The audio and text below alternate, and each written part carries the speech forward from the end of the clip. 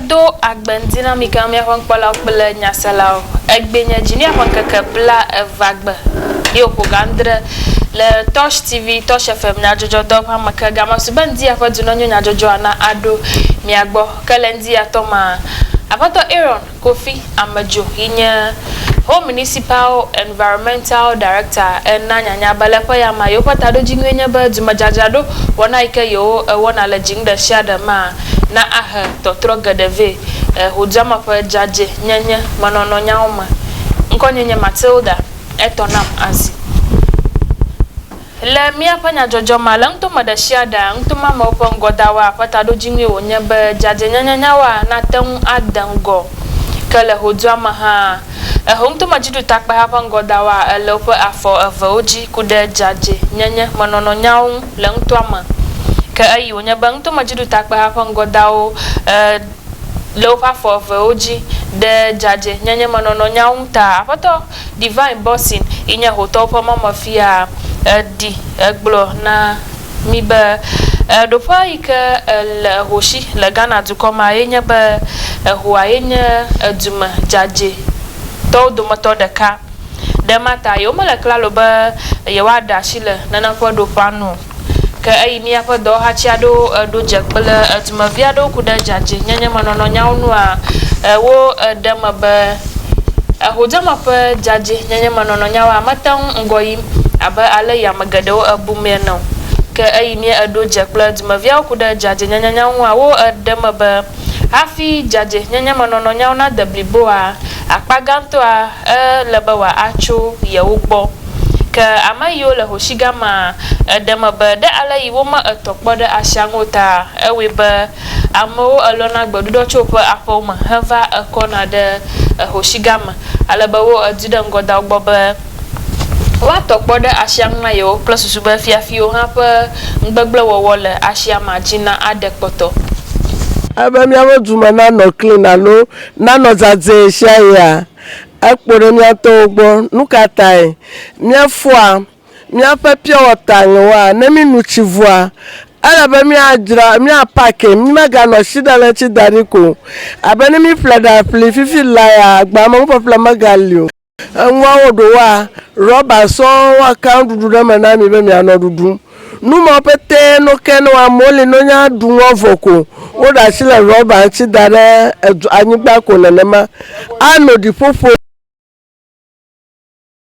tawo menyo ba mi no mu la duma vinya ma ba mi ato mi la nkure chi mi anankeke ano ju amajiram do Vito gata woman na milia keke roshinwa mi yo eduko mi apofu mi arokio mi aplo gata woman alo afugbe mi apozum layon go gbo kuro a menye be mi akweda shine dowola odedeko gapopo do mena ba kere mi apobola go gbo a bola go agbo yo fun di so ikamanya be no mo le be mi to mi tro silenchi mi ayo mi adoku afofu ne mi ava wo dole bola go agbo atutu bola go agbo aplote pamo afore bola go ma bo ko ba fugbe ne ye be mi lenu mo pete wo ma eju ma sia ya mi ava go juma anoja je na mi mena ju ko re sia re to fi sia fi vale gapopo re sia re ma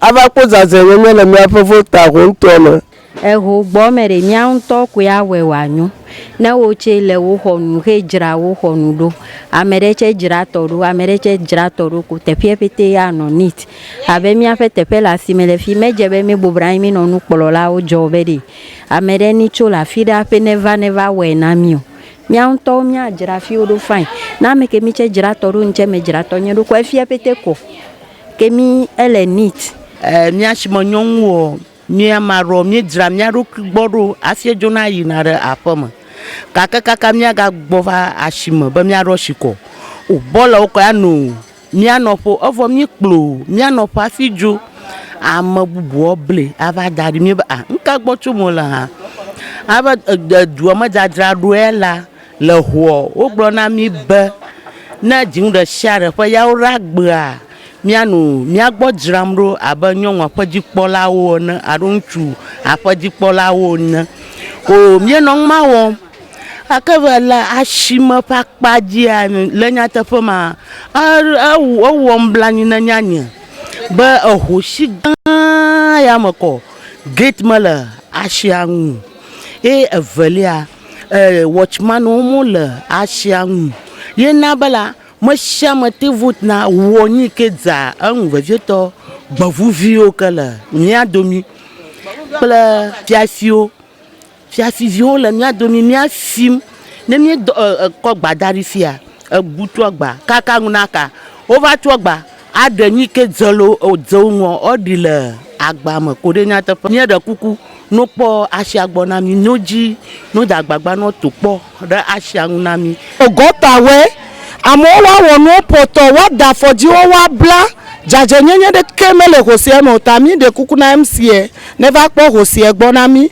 ole nya be nu ocho file hosi me menye nya vio ta no de kuku na tomato su tocha togo kusi wa de omega no hosie me no ole di heva hosie me sugbo yevu nugo maka ono adudodo ndema obo nkufufu nugo ya ne ide station afia nu okata yo gbade station akata ko fi ke na kafo ali ha adunu aru aplo ndudu ha la ezogba gakele ma okata magba ndudu jirala o le fima le ndudu jiram tagba chuchu le fima okata ne mi vasi am ha la mi apete po ne mi lo bola le fima afi joa kaka mi agbovala bola adudo ava blada de mi apete po ne mi anto mi gakplo fima ko ide bola nugo gbobe mi akopun gbede bola nugo ma hala o galega hon le mi asi ta de divate mi an mi nyale ke mi awo fifia ta mi de kuku no pede mi anti da shi am popolo nti amoma tu hode tefe nyo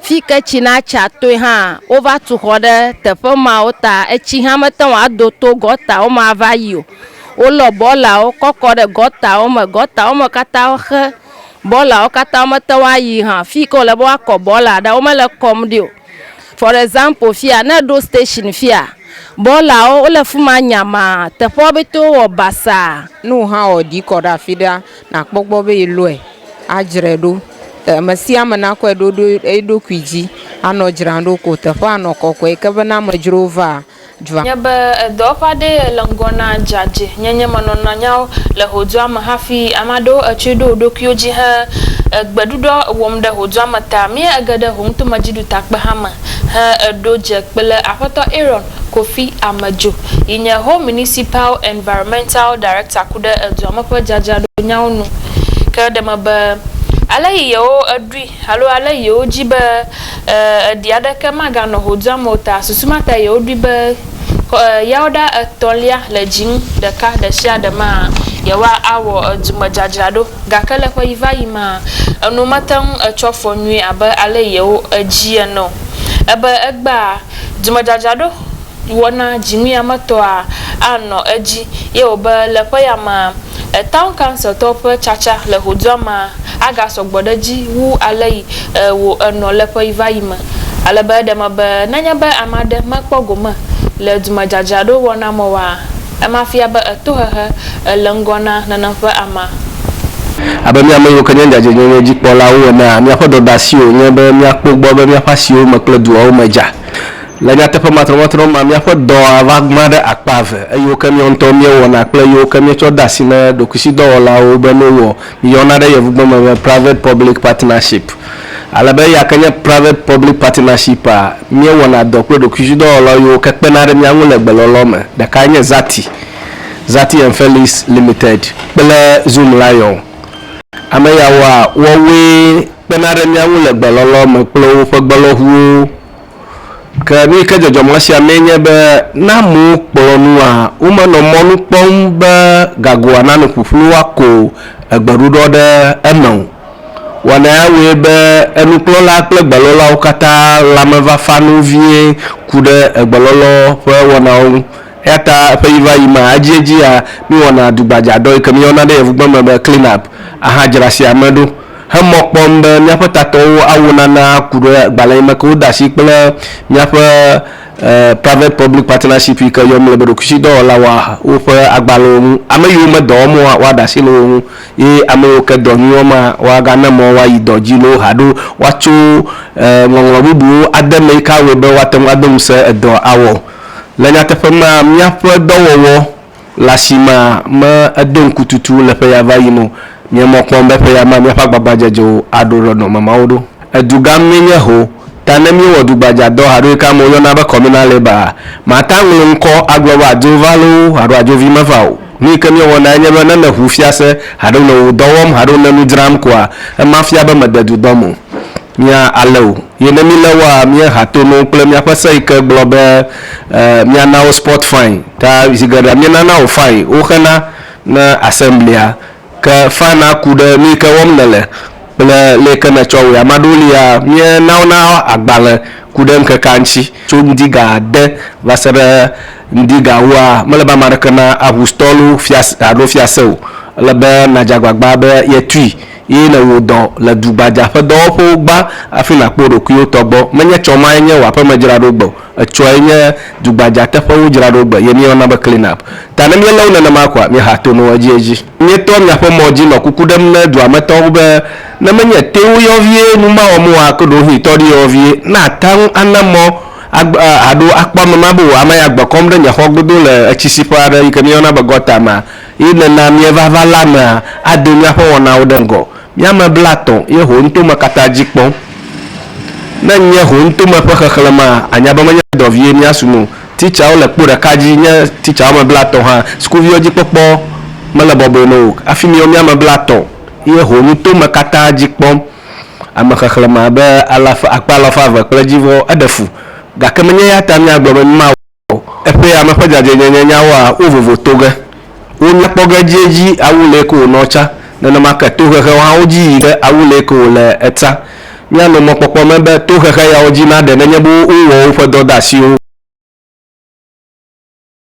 he to no nenye be medzra ɖokuiwo gbɔ ɖo nenema ke ne te ɖe mɔ aɖe ŋua wòaƒelo haɖo nudzraƒe te ɖe mɔ aɖe ŋua esa gblɔ be tɔwoe nye tso wòaƒa haɖo nudzraƒe va se ɖe mɔ ƒe domedome ta tsisiƒe ya ke to gbɔwo nye gɔta ewo le bena ɖe me megagblɔ be ame aɖe de nu aɖe me si va ɖo ye gbɔ wo hã tɔwo sisi ge ava ɖo ame aɖe gbɔ. Aƒetɔ Aaron KOFI AMEDZO eyi dzi dui ɖe ŋuɖuɖudzrala yiwo le hodzɔme vevietɔ ame yiwo nɔ nua dram ezama gbɔ be woage ɖe ŋutomedzidukpe hã me ahawɔ woƒe ŋudzragbalẽ ne menye nenema wa ne asi esu wo dzia yewoado fɔ na wo lo alo yewoakplɔ wo amewo yi ɖe ʋɔnui. Abe miame yiwo ke nye dzadzɛnyenye dzikpɔlawo enea miaƒe dɔdeasiwo nye be miakpɔ gbɔ be miaƒe asiwo me kple duawo me dza le nyateƒe matrɔmatrɔ ma miaƒe dɔ ava gbã ɖe akpa 2 eyiwo ke miawo ŋutɔ miewɔna kple yiwo ke mietsɔ de asi ne ɖokuisidɔwɔlawo be no wɔ mieyɔna ɖe yevugbeme be private public partnership alebe eya ke nye private public partnership a miewɔna dɔ kple ɖokuisidɔwɔlawo yiwo ke kpena ɖe mia ŋu le gbelɔlɔ me ɖeka nye Zati and Felix Limited kple Zoom Lion ame yawoa wɔwoe kpena ɖe mia ŋu le gbelɔlɔ me kple woƒe gbelɔʋuwo ke nu ke dzɔdzɔme sia mee nye be na amewo kplɔ nua womenɔ mɔnu kpɔm be gagoa nanɔ ƒuƒlu woako egbeɖuɖɔ ɖe eme o wɔna yawoe be miaƒe ŋkpɔlawo kple nyaselawo afi ya mekɔndi aƒe Dunenyo nyadzɔdzɔ ese ɖo miaxɔ dometsotsi kpia ɖe ne mitrɔ gbɔa ndi aƒe ŋusẽdɔ amanya aɖo mia gbɔ nenema ke miaƒe kaƒogbɔwa anɔ ʋuʋu be mia ade ŋu miaƒe Dunenyo nyadzɔdzɔ me.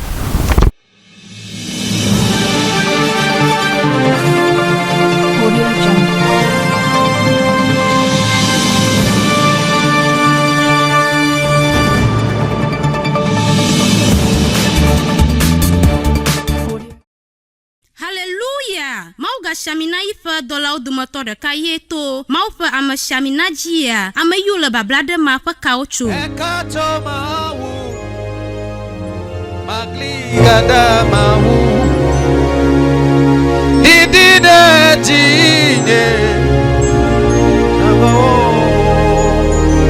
nenema ke dɔnɔwo ŋkunɔwo bafawo me yiwo susu me dɔ lem kple edɔ bubu ƒomeviwo hã haya to Apostle Frank Gogo, Yoga Dan Korejibe, a Kacho, Inya, Jehovah the Creator Church of All Nations, Dollar Shimmer. Aleke wo dollar a Beha, Dela Imau Shamina $4 Apostle Gogo ta, Nanya a Gadajia, wo dollar achi, Bidi, ta, Amada Shada Yila, dollar Manya Tang Wokla, Bobodribo for Kokuchiota, and Yanyada Vanami, Yatakwenya Ba, Nyagada Jehovah the Creator Church of All Nations Soliama, Le Soko de Bogama, Le Abutiamo Dodwaji, Ahado Goklo Apostle Frank Gogo, Yi Amagado Dan Kodo Jiba, a Kacho, Basusuba, Navocho, o dollar Pashima. Donc, Wejiba, Le Fida Shafida Ba, Landi Gani Tutua, Katutu Planya Brody, Anoji Le Jehovah the Creator Church of All Nations Soliama, Kala Memida Ogba, Indi Gani, Waitoji, Ahado Bada, Kala Koshida Ogba, Landi Gani, Mba Black Mau, Anoji, Le Soko de Bogama, Le Abutia Modo Dwaji. Nenamaka Waho, a Kacho, Miracle Water, a Kaya, Yesu Favu, Famahie, Tajagbaba, Apostle Frank Gogo, Yo Dan Korejiba, a Kachua, for Amshishia, Nakao, Fokana Apostle Gogo Toka Fojeshia OG, 0249 109065, 0249 210366, Bakla, 0207 080662. Ekacho! Ekaya! Ekacho Mahu, Magli Madamahu.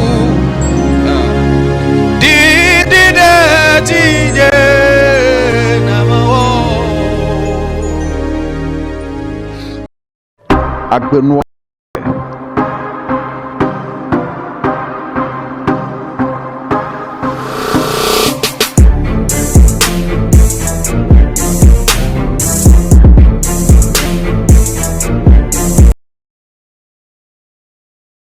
Wada kwa mi poto agada kawon pele Tosh TV Tosh FM Nyadzordzorwo pa gama subendi apa se do amanya na ado miagbo ala belendi apa se do amanya ma gbogbo.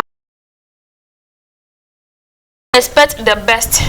You release a magnetic force in your mind which by a law of attraction tends to bring the best in you. When you expect the best, you release a magnetic force in your mind which by a law of attraction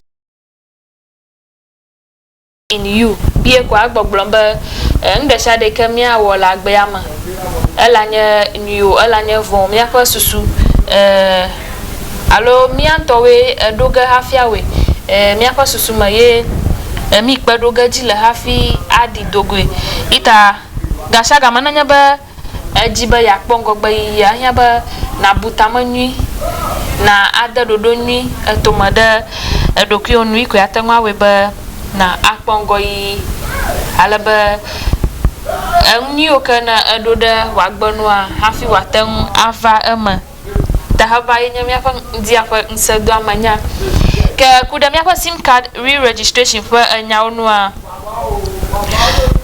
miakata menya ba mile 2022 ma alaba 2022 ya yewo na ba kaka match makwa sim card registration for enyawa awu anu itananya ba enyamade ma register sim card afi March 2022 do a efia ba nana for sim card wo a blog now alaba jigada mi gbogbolomba registration for wana ele akpa afama alaba akpagbanto a wonto atang awela fama nang tetelengu kaka amayo kan tetemalewa wa tang akoi the MTN office ba wa awena wa mau tala akpagbanto pa akpajia enwika obanawo alo nwika National Communications Authority to obiabiam chuashi okonya bana ko kapo mona na Apple star 404 hash daji nanya ba Apple star 404 hash da kapo mojia wo biabiaga ba na Apple Ghana card per pin code tananya ba Apple Ghana card per pin code enwa valia ka biaga wala wanya ba na Apple surname tana Apple surname voa na Apple first name after our first name na Apple jigbankaka na po jigbanka ka voa na nyongwe na nya alomche na nya obi aga chasho ba na afida tafa tana o hama kwata voa koda de vavaga ofunji ta na kwa koda ikoga na la identity office ako digital address badang hafi wa registration na akpa avalia now magagbro makaba amado ono gbogbomba yoko yopa voters ID ko register sim card ho dama hia ba yo aga ayava registration now manya nyaima amagadewa manya okatai ezaup voters ID ko register SIM card o amada toyoza ita e oba mi akomi onto mi Ghana card ako our registration na hayado ye amado yo ka ha no gbogboro na yo wo registration na phase 1 na o manana yo code adako a mi atapo *400# nanya ba mi yo registration na pagbanto for yo mana mi code a mi apo *400# na mi po code makwa wo ya anami mi akokoda na mi akọ digital address akpadang akọ ayi the MTN office ka mi amayo ka ahana makoko bubuade chowu ha ya ka wo me mi omile la Nyadzordzorwo ma mi atang ayo 100 alo mi ayo National Communications Authority to free number in 0800 110 622 0800 110 622 nyama yo kajiba yo achaka kpolo le social media ha website ka mi ayi anya www.nca.org.gh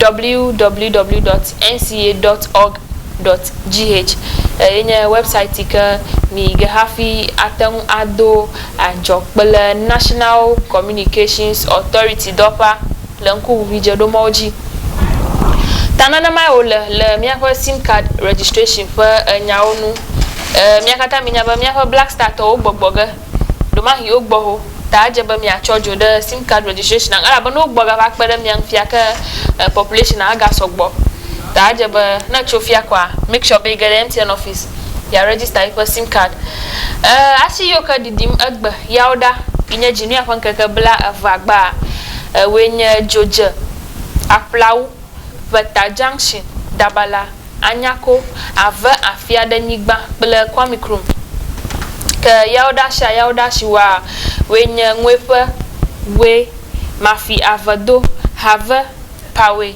New Ayoma Germany dodo amanfron ple ketekrachi ke le gagbanya ogoma nanya ba ko dollar deka na Ghana cedi ad peso bla nevo ad kana ko Ghana cedi ad peso bla devo de ke na $1 de ka na ko pound de ka na ho cedi enyi peso bla ad devo aton kana ko cedi enyi peso bla sheke na ho pound de ka na ko euro de ka na ho cedi andre peso bla of kana ko cedi andre peso bla ton vo a sheke na ho euro de ka na ko Canadian dollar de ka na ho cedi en peso bla andre vo aton kana ko cedi aton paswa ewa na ho Canadian dollar de ka na ko sifa kotoku de ka na ho cedi ewo paswa bla aton na ko cedi wieva paswa bla aton na ho sifa kotoku de ka na ko naira de ka na ho cedi ewo paswa bla aton kana ko cedi wieto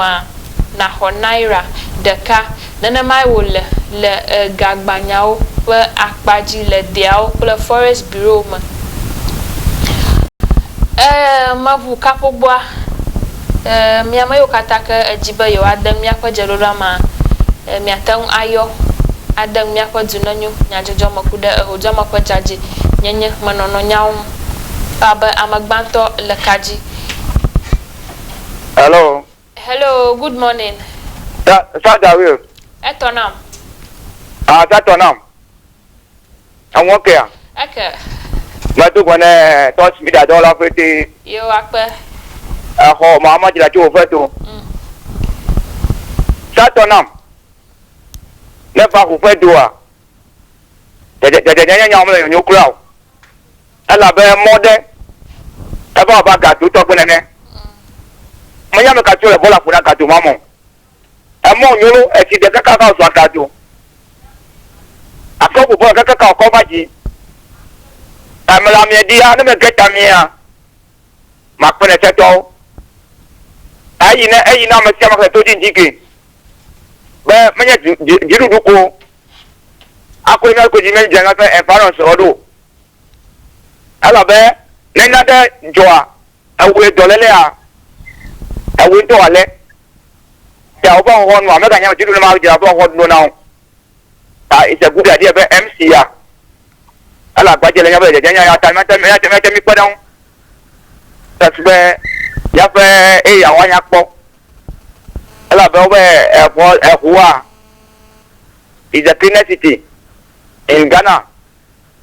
Yami de kuku mi tudeji aya de kama town well afuma kele kajia aya me gas bridge boy ma ayi na MC be ele doji daka be nele wa wala fide afwa to bridge o de gata gane o da fe ke tume e ke ba khade fimie ba green bon la yuwe amade kuku be abrid mosquito na kota ne fumo ne tie ne cha be amekole balance o ma po attack le kejo mosquito gbo ape na le doji akpe madakpe.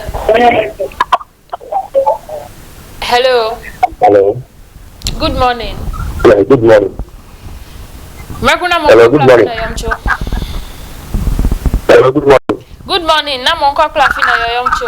Hello, good morning. Good morning. Merkuna mon ko klafi kana na yoyomcho. Hello.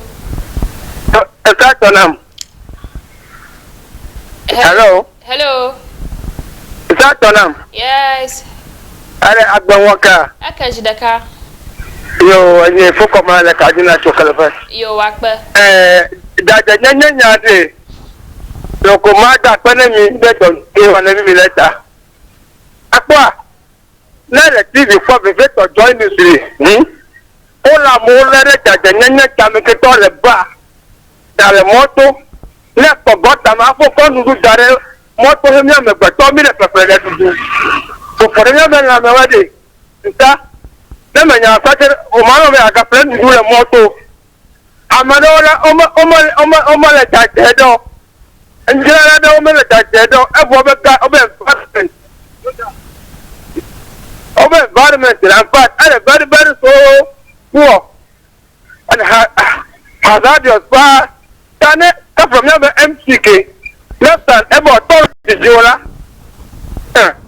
Menya coronavirus eba aya ko wa moro dari ake wa mero diabetes se wa mero hepatitis se wa mero stroke se wa mero ta ma da fukuba MC less than about ake am ganye MPB NDC now this is about that matter epo coronavirus eba amowa yo ma do amowa we to bo ebo na tore be alawere tore me nya fofo to le ha to le ke me dolo le fofo to le pati ke mo wọ́n tó bá gbẹ̀rẹ̀ yẹn lè hàhá mi tàmá dẹ̀ fún MC asan lẹ́bẹ̀ ọ̀tọ́rẹ̀ kọ́ ìjírè ìfẹ́tọ̀ ọmọ bíọ́rù ní ẹ̀fẹ̀ fún gbọ́dọ̀ jírè nfa tagbọ́gbọ́gbọ́ tọ́ ọba fàwọ̀rà gbọ́dọ̀ jù tó ọmọ bíọ́rù bẹ́ẹ̀ pọ̀pọ̀ tọ́ ọ̀lẹ̀ bẹ́ẹ̀ ní ọ̀dẹ̀ àdàfàkúrò àrẹ̀ mi ẹ̀rọ mọ́tò tó wẹ́jì ẹ̀rẹ̀ bẹ́ẹ̀ ní pọ́nú máa gbọ́ because ní ẹ̀nà fi wẹ̀ túmọ̀ àyàn tọ́wẹ́ fọ́ọ̀n tí wà pọ̀ àbùrọ̀ jí bẹ́ẹ̀ kọ́ náà mẹ́rin ló sọ jírè yóò wá gbọ́ akọ̀ bọ́là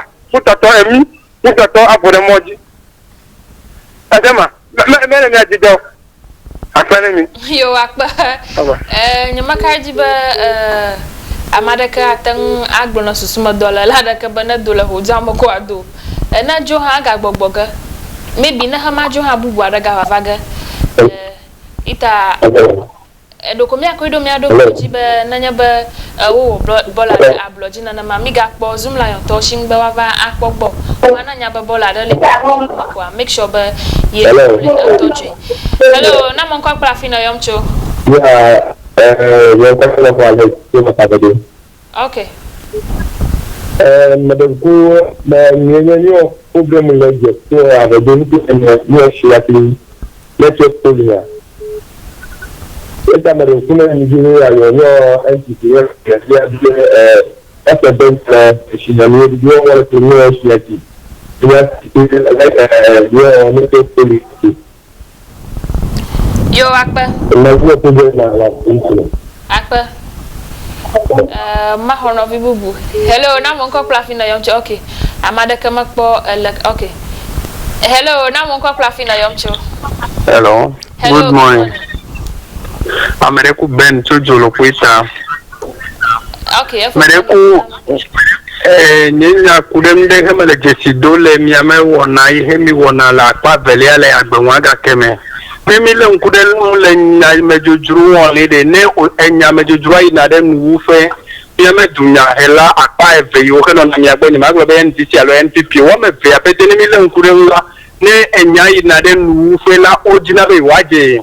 Enu fo be yo no no me nya metama de kukuna mi ne mi ale nkudel la be mi le nu sro so gba be ta towe ni alo mi ame ngono la ode one do pode unyeto abe nu mo ton gbe ni mi meton le nkude le pu ife le fi ore mi ma ten glo be se o ta pe fe me no la ode o le npe do mi ta ele be mi aje go meto ni amegbole oji apena mi akpe efo ben makaji be won to ha wo le toji o si gake no gafa mi blogano ejigada manya badre ye no wo mo ekwaga bananya ba kakala studio na ma do mahi NDC to ko motove NPP to ko gada ji ojo yapoma do mahi NPP to ko buve aya ko NDC to le wama wajo gake mia apung now ba wa blanku da op nyagbogbolo hello hello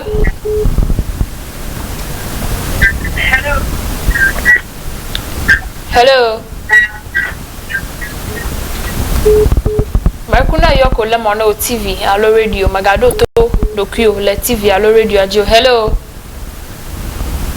okay agba yenya jing atonlia coach yawda atonlia le January ma alaba January clinic ya no najia eleji agba chundi garden vadashina gawo itaoba amadeka mapomo wa vo shop na po gawo amadasha da wo clinic na vofi na vo shop ita na vo shop afi nyanko sama make sure be tu anjirafa na agada blogi na wo clinic ma afi apu shop na manyo na asi sujiwa wo afadogano gaya kana kodu wachenzi adoma hi na haga na municipal assembly ata make sure ba yepo yepa apama halo yepa shop bo hafi apu shopa hello na mon kwa fina yomcho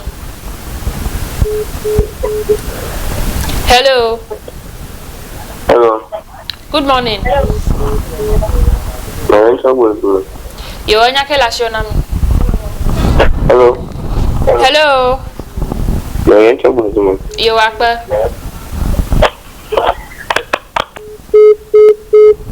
afak bozuma to obama la klalo be akuna mi atanga gbugbo atro ayo na nya kala shona ana mi anya hello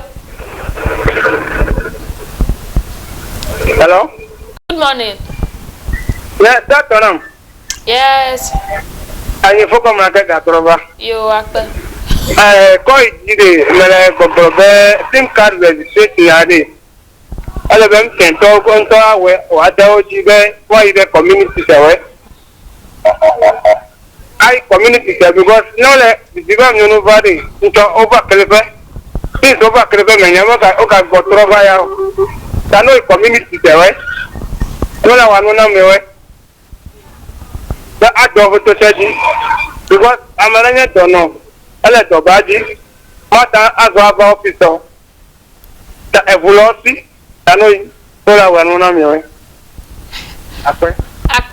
akpa fo comme la enyanyu ade mana doda because gado ma na social media akpa ba ama ganga gado o post the social media ba dokoyo la for MTN to over wo sim registration na yo le yo papo gaka onwra baba tapada amachichi ada lika zolima langu anya ba amachichi ma hana register for sim card amachichi ma zozo ga ide MTN office ga koma woganio ogloga ba mo so gbolo network o ga to trogajo ya fama so one address na number issue hello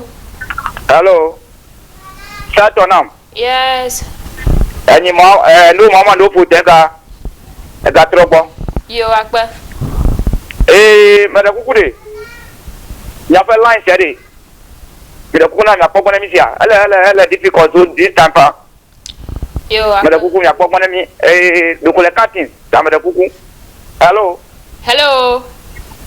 ko ta gbegbe to ko nya gbo de kale Dabra Johnson alo bola ko atojo enjo efi agude kule tamade kuku ne ba mfile to jide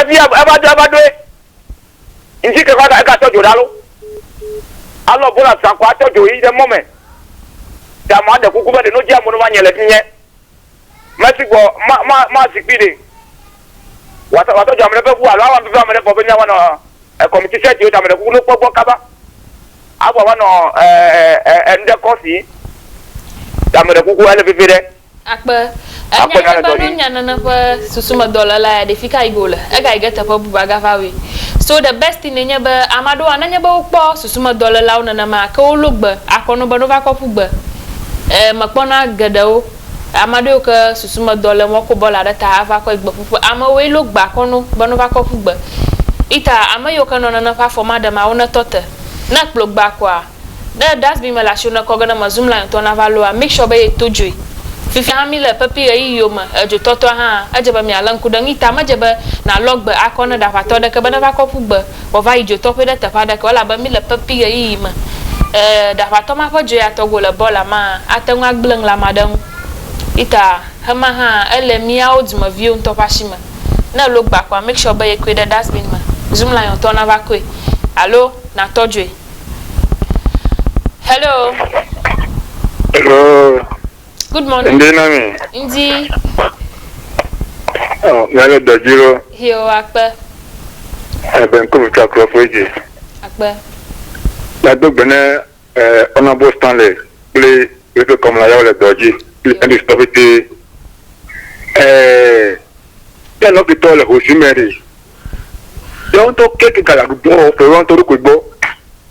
Tare lo lo foro ko la seme. Lo foro ko la semeri, asemeri, ano je jaye sei.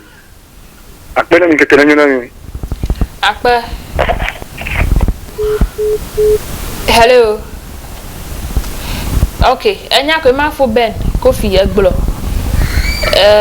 Hoshima to won to kra ogbele amado ino bola won do ki ogbo ado amado koni chapon fiva kona de tepa ita abe amagbeto ike masusuma bola moa mahia ba na logbe akodo do ki ogbo na lo ko make sure be quiver ko de bola mo.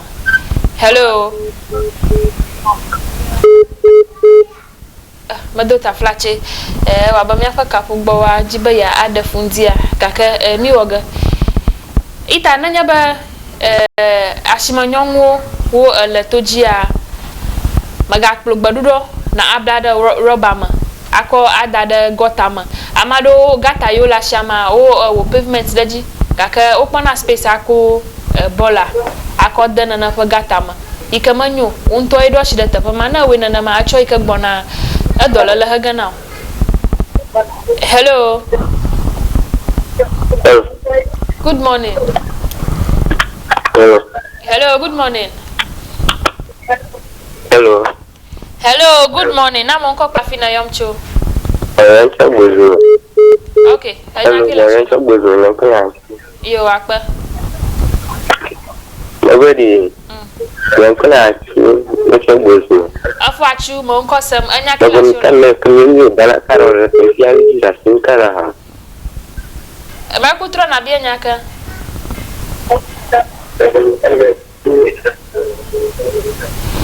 Na masa onyanyu abia biamba yomo yoka yomo Ghana card ode efia ba yomo te sim card register go ma National Communications Authority to ba Ghana card akwenya anda kai kana tan aza akwa register sim card tana Ghana card amalashiwa gada National Identification Authority na wa wona na pa Ghana card now ala ba o ma voters ID homo o ma passport homo o ma license homo Ghana card ko jimole ta na ma we afi March 2022 do a afia ba wo Ghana wo sim card block ge o ya block o sim card magatan zaga ako awo kola de ke mi amado mi sim card zamfia 20 years ya imagine ba because of registration ta over blocking now na majina na fa ngma bana joa ke make sure ba ye eva Ghana card na a register wo sim card Hello. Hello. Hello, good morning. Hello. Hello.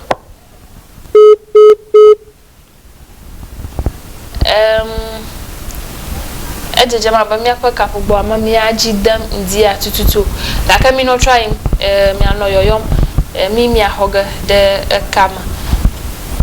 Hello. Hello. Hello, good morning. Good morning. Yeah, I can find Nyadzordzorwo. Agbe, avoid mo na nyake la shona. Yeah, me puna ma poncho kana kademu. Abe mi amedo ona mi time be nyava we. Botan ya ona nia. Ele matime. Botan kai wa ba yomi ga ba we na nyava tatime. Tami de kuna wa ni de o matanga dante ke vide de jinamiwa. Because tangi ko na mi amedo be mi ba wa kana kada pe mi ba register sinela. Kaka time la time ko be mi register time ava yi. Bo ini pen pokon ke mi bo American mi nyabo tan ko gana ya te gala head of the match. Tami de kuku de mi awele mi avengo be de mi manata no pe wa po me na mi awe tra. E ya ko be magla. Yo akpa onto na nyaba gana mi le o na mi nyaba na match adokwa. Yo magata ma de ka daga da joba we are hoping ba na match ada. Waga dan ka via da jela ba ma paganto o ma ko register ko sim card ada. Hello.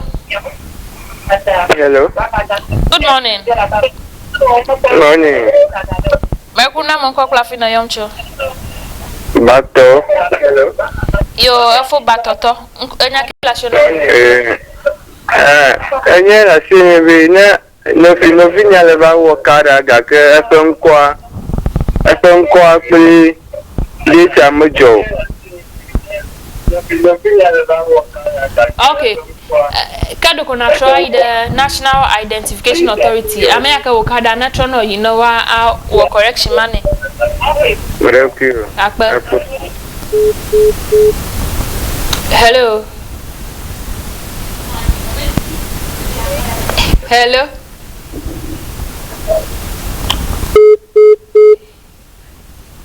Okay. Hello.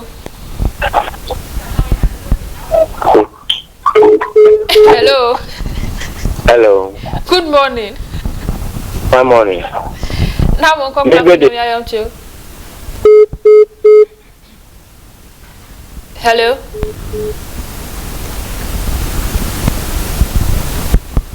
Hello. Hello. Good morning. Good morning. Mekuna mo kwa kula fina yomcho. Amekuwa na mighty mele yomcho le play this. Yo akpa. Mekunya kila shona mi. Meku kada penya. Okay. Mewo kada for asad now kada medo mele yo metiu la kada mele medo. Mado le machine malo adoga ko gbobo ewo kogana o. Kada me obeme woni kon since the beginning of the kada fe wo ba do mi era nye me get kada go. Okay. Meku atano for domne because amagado wakada uchi ena ito gbota do mahi ejiji over meter over makpodo ado ta meku one of domne afi match 2022 nado. Hello. Hello. Good morning. Good morning. Hello. Hello. Hello. Hello, good morning. Morning. Meku na mo kwa kula fina. Mayoku mointa kati. Okay. Mayoku nko Angela. Yo, sister. Mayoku kuma bedi. Ghana kada de akonenyewe. Makutro na dia nyala banya masa enya angupa.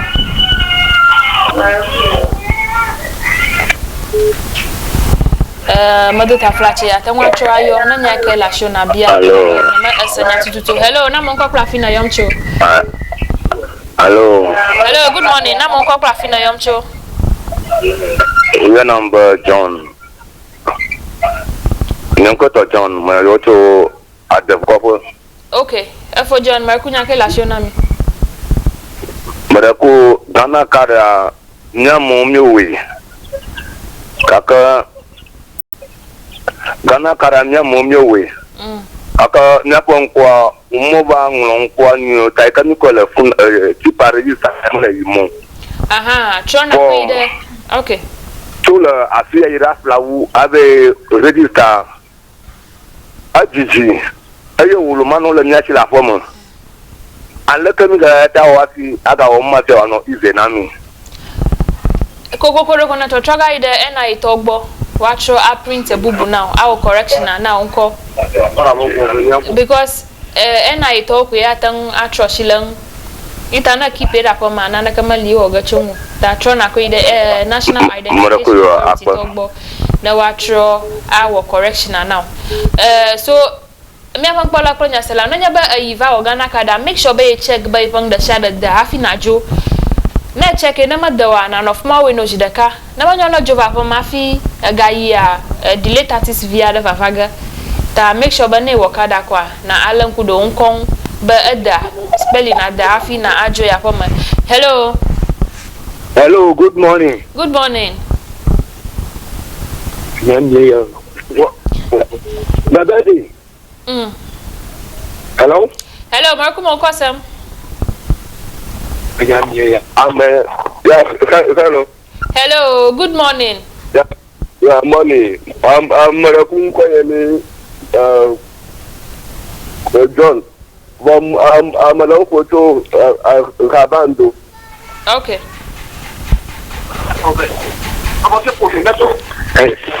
Yeah. For John, Marco Mokosem, and Yakelashona. Yeah, Gana Kariapanyari. Hello? Hello. Gana Kariapanya Kadon registration day. Madam Futu, Habanto number 1, you can use money. For Yamayoka Casa, you or Gana Kara can make the squad in the registration day. Lemo came in your 2 hours here. Marco Yamasanya to Nobody Gana Kariapanyari.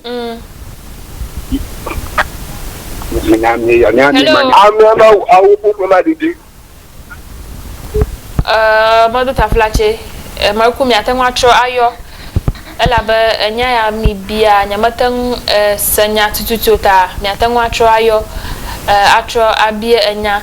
Hello. Hello. Hello, good morning. Namon Kokla Fina Yomcho. Good morning. Nyadzordzorwo. Oh, me phone. Hello. Hello. Yes, Yo Agbe.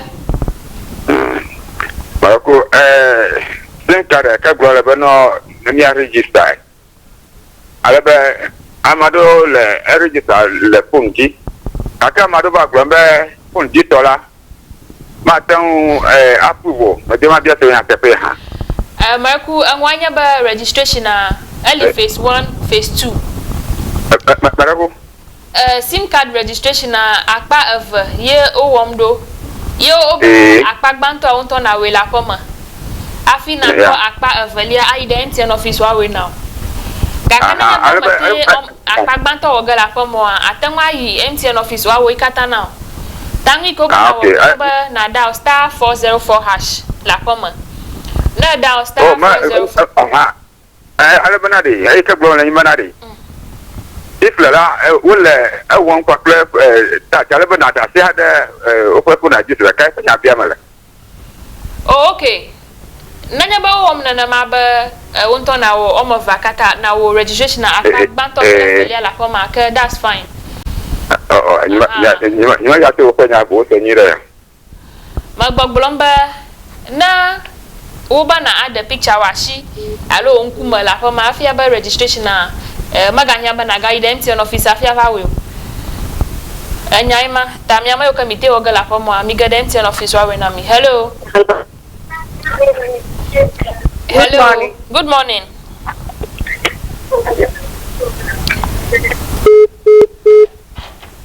Okay. Watangwacho ayo. Na nya kelation na anamianya. Kudamya Ghana Black Star top group stage panya Ministry of Youth and Sports over okay aba madela kajimahui. Hello. Hello. Yeah, good morning. Hello. Good morning. Nkonya Richard. Okay, for Richard, we gonna me ayomcho. Yeah, I'm gonna put you Havando. Okay. Welcome for Richard, mon kosam. Thank you, Agbe. Registration, my mommy was Ghana card. Ghana card for play. Who Ghana card of the two for the people? I mean, let's be about and do number one. You can get me a pop.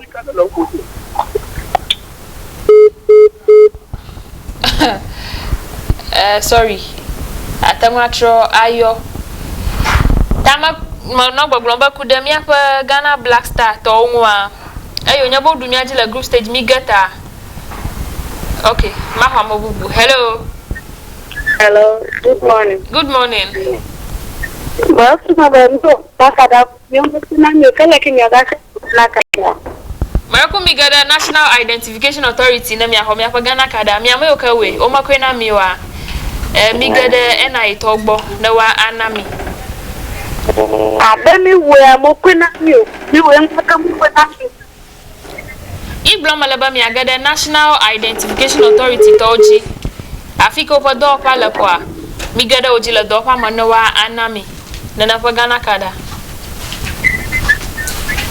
Because time ya registration na le 2019 ma amado we uma hweo.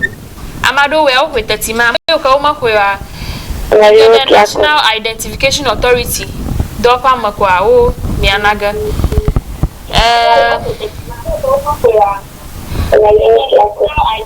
Hello. Hello. Hello. Hello, good morning. Good morning. On kwakula fina mi ayomcho. Hello.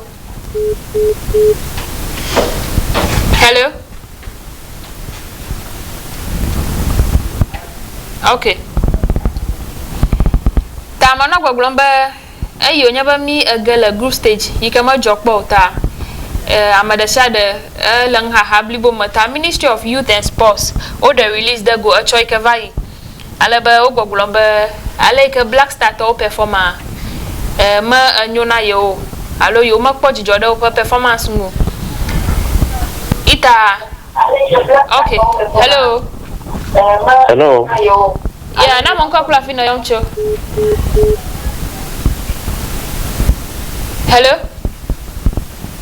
Okay, nyamatenga madaka hoga da kajio. Ndia kwa wana kpagbanto a makweku achidafia. Ta echo. Ikanya jini afanka kebla vovo de kiagba Ministry of Youth and Sports. Oba yo agodoga pela Ghana Football Association. Umla na Ghana Football Association ba yawa adogo.